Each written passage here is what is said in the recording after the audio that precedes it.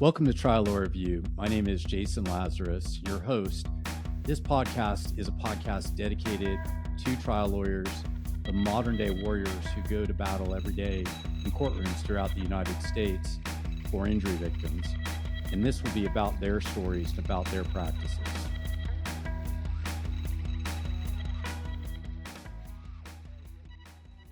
Welcome to Trial Law Review, a podcast for and about trial lawyers. My name is Jason Lazarus, and I'm your host. Trial Law Review is brought to you by Synergy Settlement Services. Synergy allows trial lawyers to focus on what they do best by handling the difficult issues at settlement, like healthcare lien resolution, Medicare secondary payer compliance, public benefit preservation, and complex settlement planning. In full disclosure, I'm not a professional podcaster. My day job is the CEO of Synergy Settlement Services. My guest today is a close friend, someone I've worked with for 20 years, and a great trial lawyer, Nathan Carter. Nathan, welcome to the program. Thank you, Jason. Thanks for having me. And so I wanted to start out with a little bit about you. I know that you've kind of lived all over as you're growing up. Can you talk about your experiences and how they shaped you? Sure. I have lived all over, so it's funny when somebody asks me where I'm from, I always kind of struggle to answer that because I was actually born in Georgia. My parents were living in Florida, and unfortunately, we're up in Georgia when I was born. So I've always had to say I was born in Georgia. Otherwise, I would have been like a fourth generation Floridian. And then we moved. We lived in Florida for a couple of years, and then when I was little, probably three, my dad was a teacher. We moved to Mexico and lived in a little village in Mexico for a couple of years. And as a kid, you pick up Spanish so quickly, because you're immersed in it. So I spoke fluent Spanish as a little kid. I wish I had retained it, but I didn't. Then we moved to New York, lived in New York for a couple of years. Then moved to North Dakota. Lived in North Dakota for almost 8 years. Absolutely just brutal. I still keep Jamestown, North Dakota on my weather app so I can check it and just remind myself that I'm just lucky to not be in 30 below weather. But it was fun as a kid because you can't get in trouble. You can go wherever you want. Played hockey, it's a fun place to live.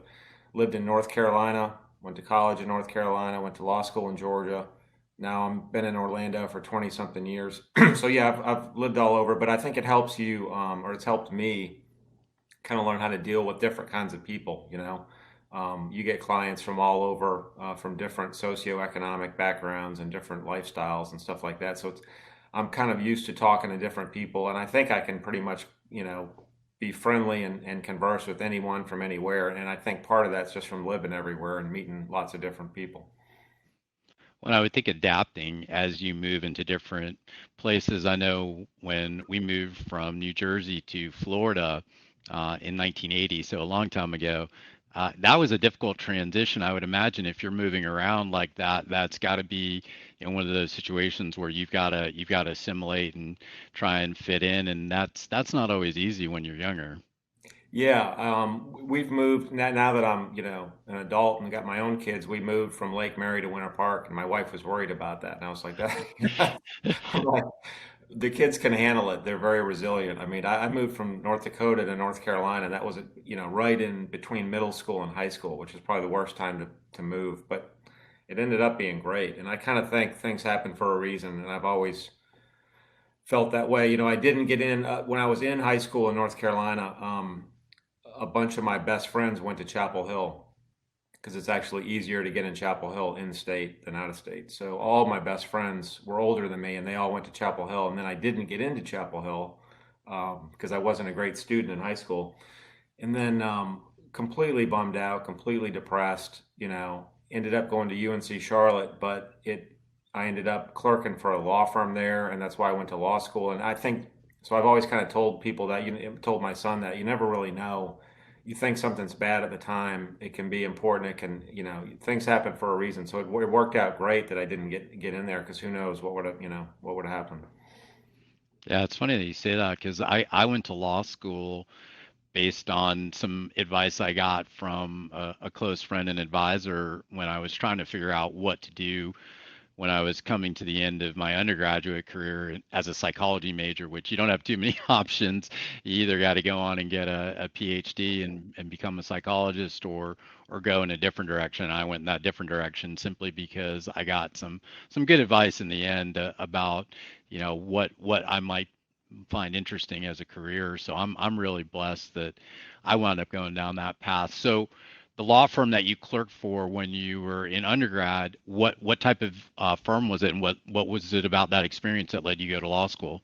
So yeah, that was really lucky, man. That when I look back, that was so. When you look back at things, you see little things that happened that kind of were a fork in the road and pushed you the right way. I got so lucky. I was going to college. I was at UNC Charlotte. Played a little bit of tennis there one season and was close with all the guys. And I was probably the worst player on the team. But my good friend Randall Phillips, who you may know, he's a plaintiff lawyer in Charlotte. Randall was on the tennis team, was a friend of mine. He was a year ahead of me, and he was going to go off to law school actually. And he had a job clerking at a plaintiff's firm in Charlotte. And he said, "Hey, you want me to hook you up with this job?" And I said, "Sure." I didn't really think anything about it. So I interviewed. It was a really, really top plaintiff firm in downtown Charlotte. I didn't know anything. I had no relatives that were lawyers. I never knew a lawyer growing up. My whole family was teachers and stuff like that. And I kind of thought maybe I'd go into teaching and coaching and stuff like that. So I got this job at this firm in Charlotte, and it was the best thing that ever happened to me because two of the younger guys there, Andy and Steve, were like young associates. So they're probably 25, 26. They're right out of law school. I'm still in college. I ended up hitting it off with them. Still, they're two of my best friends to this day. They were in my wedding. I talk to Andy still all the time. Really good, became really good friends, and they were kind of like big brothers because I looked up to them. They're already lawyers and making money and out of school, so I really looked up to them. They were pivotal in me going to law school because I was just in college, didn't know what to do. Saw these guys having fun, trying cases, making a bunch of money, helping. It was just a really cool. They had a really cool brick building in downtown Charlotte. The guy that owned the firm, Jim Chandler, was he was like the Chris Cersei of North Carolina at the time. Total badass. He was in special forces in Vietnam, was a pro golfer. Everything he did, he was great at. Great lawyer, great tennis player. Everything he did, he's good at. He had a really cool brick building in downtown Charlotte that he spent a fortune. He was a big antiques collector, so he really tricked it out with antiques and Oriental rugs. And he gutted the whole basement of the law firm and turned it into the best like man cave you've ever seen. It had foosball, every game, pool, ping pong, arcade, everything you could think of. So we'd work all day, then we'd go down there and have drinks at night and play nonstop, and everybody was super competitive at ping pong, there's tons of gambling down there, putting he had a putting surface. So they were a fun group, and when I look back on it, they totally like we have clerks in our law firm that I'm friendly with, but these guys would take me on trips. Like we went whitewater rafting in West Virginia several times. He took me on golf trips. Jim really took me under his wing, took me everywhere, taught me a lot, told me to go to law school, wrote letters for me. Great guy. He a couple years ago got pancreatic cancer and passed away, and it really bummed me out because he was a super super cool guy, and that's the whole reason I went to law school is because of those guys. Well, completely different experience from when I clerked. I mean, I was doing, the typical insurance defense firms, and actually learned a lot because I did a lot of work, but it certainly wasn't an experience like that. I can see how, that kind of an experience makes you long for that type of practice. So I know that you've practiced in several firms. Can you talk about your professional experience and kind of what got you to where you are? Sure. I think I've been lucky in that regard too, at least the way I see it. So I went to law school at Mercer, which is weird. What I said earlier about things happen for a reason. You and I are the same age, roughly. And when I was at UNC Charlotte, I really wanted to go to Stetson was my top choice. Um, and because I had family in St. Pete, and it had a great trial reputation, and then Florida State too. And you used to buy those, that was before the internet. So you remember those books we used to buy, and you could see, you could find your GPA and your LSAT, and then you could go across and see how many Yeah. people applied, how many got in, and that's how Yeah. you figured out where to go. So I looked at Stetson and FSU, and with my GPA and LSAT, I thought I got a really good chance of getting into Stetson, and I should get into Florida State. So I applied, and for some reason that year there was something crazy at Florida State. I got waitlisted. I guess they let everybody in really early. And I talked to several people years later and found out about this that something weird happened. So I got waitlisted at Florida State, didn't get in Stetson, even though the numbers really showed I should have. I still never figured that out. So kind of literally the last minute, I'm looking around. I'm like, shit, what am I going to do? So I applied to Mercer. Had never been there, sight unseen, no internet back then, and the pamphlet for Mercer was really misleading, and it made it look like it was in Atlanta because they had a big picture of Atlanta on the cover, and they talk about how many. So I get into Mercer like 2 weeks before I have to go to law school. I pack up my Jetta and drive down there, and I'm coming from Charlotte, so I get to Atlanta, and I've got the directions printed out. I'm like, wait a minute, why am I still driving? I'm driving. Like an hour and a half later, I'm in Macon. I'm like, what the hell? Nobody told me this was in Macon. But it ended up working out. So went to Mercer at Macon. I clerked for a couple firms while I was in school. Not my first year, but second and third year, I clerked for a plaintiff firm in Macon. And then right when I got out of school, my first job was in a firm in Savannah, had offices in Savannah and St. Simons, and they were a plaintiff firm. So I've always done plaintiff PI, which is weird. Almost everybody I know Unusual. started at a big defense firm.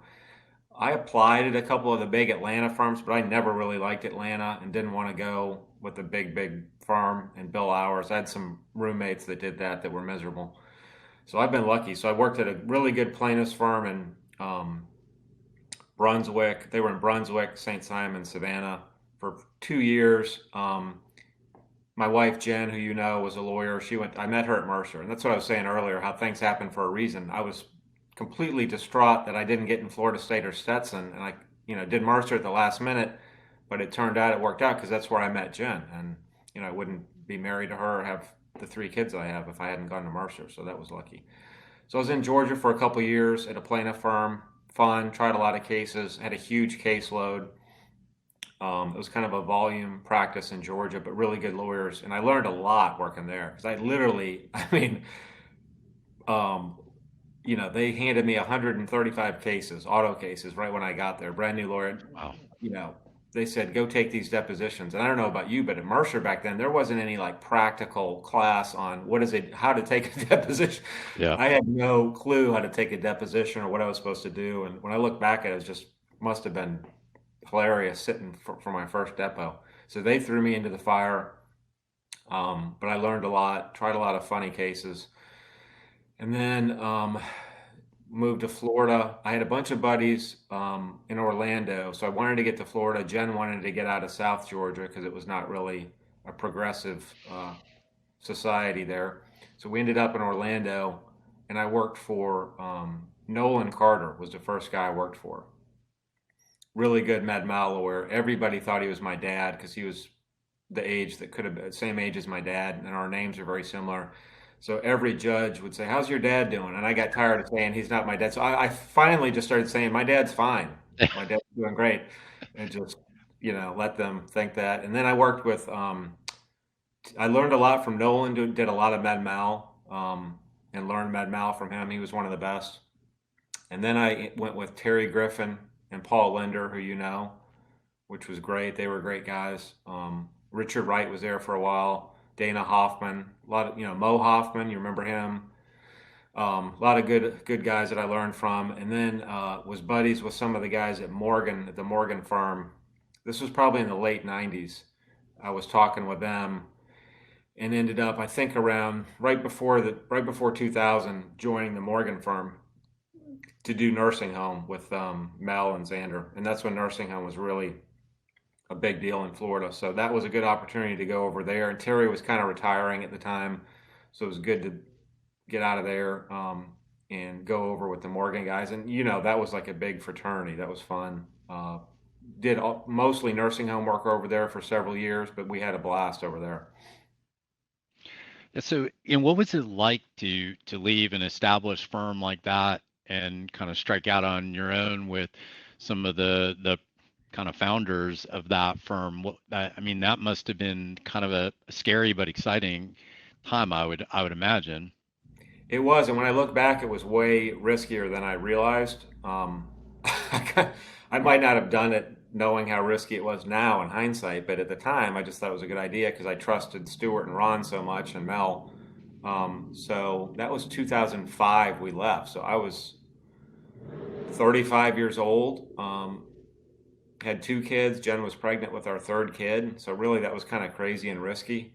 Um, Stuart came to me first, I think, and said, "Hey, we're thinking about leaving. We'd like you to consider coming with us." It was just going to be Stuart and Ron and Mel and me and Jay. I forgot Jay came with us. So we had some meetings and talked about it, and they laid out their plan and what they wanted to have us. You know, at the time at Morgan, we were doing a lot of national stuff, nationwide. John was big on moving nationwide and had assigned a lot of us different states to work in, which is a great idea. I mean, in hindsight, he was a genius for doing that, and it worked out for him. Um, but these guys wanted to focus more on just being a regular, Orlando and Florida firm and not do out of state stuff. And I also thought I had more upside going with them than I would ever have at the Morgan firm. So I just went with them. I kind of did it on a gamble and thought it would work out, and it did. It didn't work out the way things happen, of course, with Stuart passing away, and that was a complete shock. And I still think about him every day. And it's amazing that we overcame that and continued to thrive because a lot of firms, I think, would have fallen apart with one of the main principal partners passing away so suddenly like that. When I think back, he was only 49 at the time when that happened, which is crazy. Yeah, I'll never forget that day and hearing about it and his funeral. Yeah, I don't even know how you pick up the pieces from an experience like that as, one of the principals of the firm. But I mean, you guys certainly have persevered and obviously the firm's continued to grow. What is the focus of Colling, Gilbert, Wright and Carter's practice, and what do you guys kind of see on the horizon for your future of your firm? That's a good question. I mean, we kind of do everything now. We have, I think, 13 or 14 lawyers total. Um, we just lost one and hired one, so I think we're around 12, 13, 14 lawyers. We kind of do everything. Uh, you know, we have guys and women lawyers that have specialties, so we try to not get too heavy in any one practice area where we could really go down if like some real estate firms in town that are all real estate and the market crashes, it blows up their firm. So we've tried to always be cautious of that and try to have several different practice areas going at once. And we try to keep an eye on things. That's one thing that we definitely learned from the Morgan firm, or that I learned, is John was, as you know, an amazing businessman, and he really kept an eye on the business side of stuff.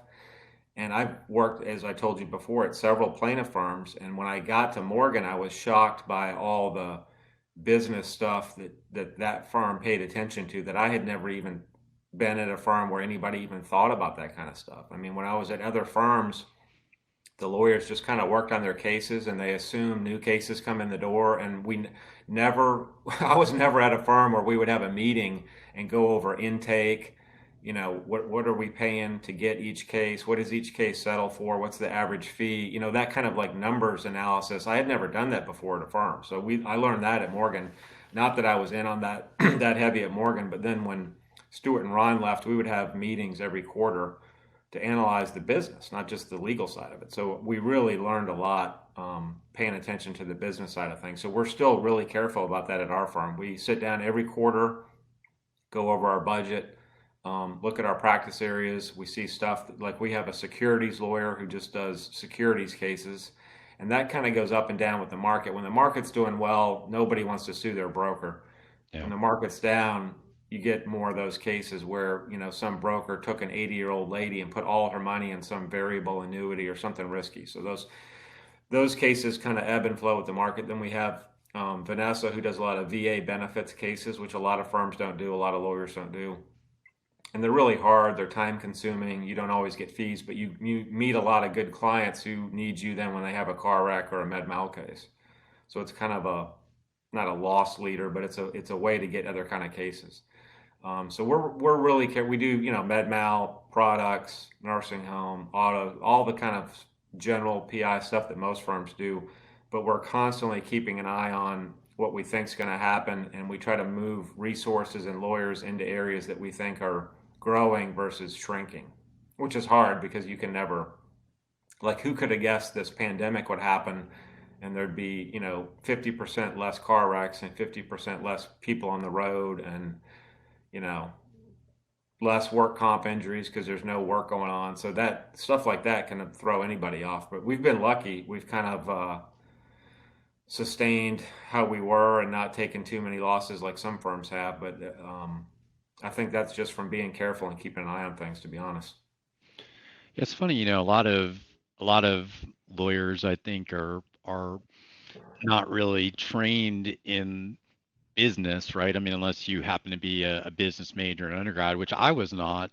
And it's a shame that they really don't teach much in law school about business because, a lot of us as lawyers wind up truly running a business. A law firm is a business, just like, any other business, and you've got to keep an eye on it. And it's good that you guys have kept that focus coming from that background because I think that's few and far between from the experiences I've had with law firms in terms of how they're run. But truly, it is one of those things where you do have to keep an eye on where things are going, especially these days now with everything that's happened. It's impacted everyone across the board, no matter what you do. So it's good that you guys have kept an eye on that.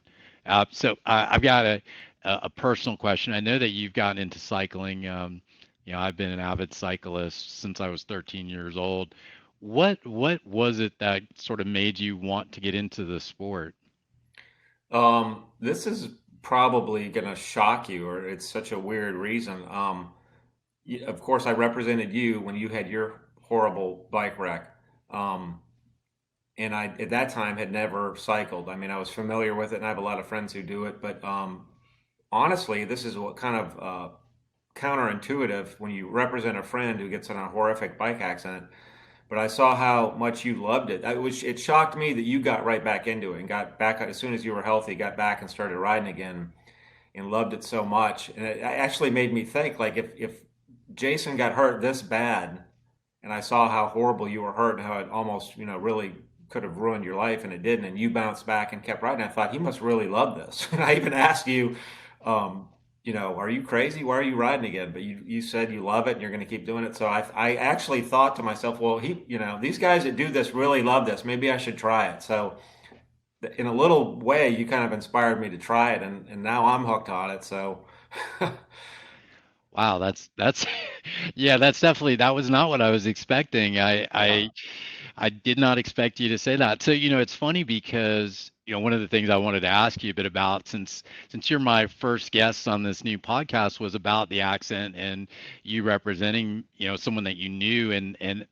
that whole experience. But, it's funny, I when that accident happened, that what went through my mind laying in the hospital bed, one of the many things was, I didn't want this to take something away from me that I had done since I was 13 years old and had been all over the world riding and racing and it was one of those things where it's just a part of you and it's something that you don't want to lose. And I remember after they got me out of bed doing laps in the ICU, which was a weird sight. They from what they told me, people don't usually do laps in the ICU, and I remember recording it on Strava, which for people that cycle or run know that that's how you record your activities, and thinking to myself, I really want to get back out.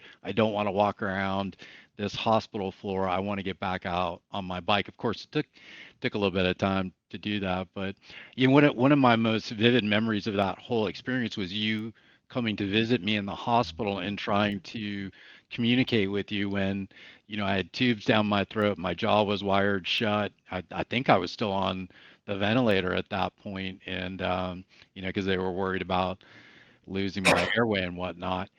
How do you as a lawyer, go into that situation? I mean, I know you do it all the time because you've got to go see clients in that situation, but when it's somebody how how does that differ, or is it just, hey, it's you go into automatic mode and you're in your role? No, there's definitely, I think a lot of people would say it's the same, but it really isn't. I mean, you try to think of every client like a friend, or how would I want to treat a friend or a relative that's in this situation. But until you have a really good friend or relative that gets hurt like that, you don't know. So it's definitely different. And I remember coming to see you and coming home and telling Jen, I was like, oh my God, Jason's really, this is not going to end well. I mean, because I've seen so many accidents and injuries like yours that didn't end nearly as well as yours did. So I, I, I vividly remember it too, coming home and saying, man, Jason is really, really bad. That rattled me. I don't like going to the hospital to see any, client or friend, because it's just upsetting. And if you're an empathetic person, it just really, I honestly have tried to, I've had a lot of really bad cases where I've had to go to hospitals to meet people, like burn victims and people who've lost kids. And, it's the worst, man, because you're seeing people at their absolute lowest, worst point. So if you care about people, it's really hard to do. Thanks for tuning in to Trial Lawyer Review. You can find more at triallawyerreview.com and look for more episodes and more content coming in the future.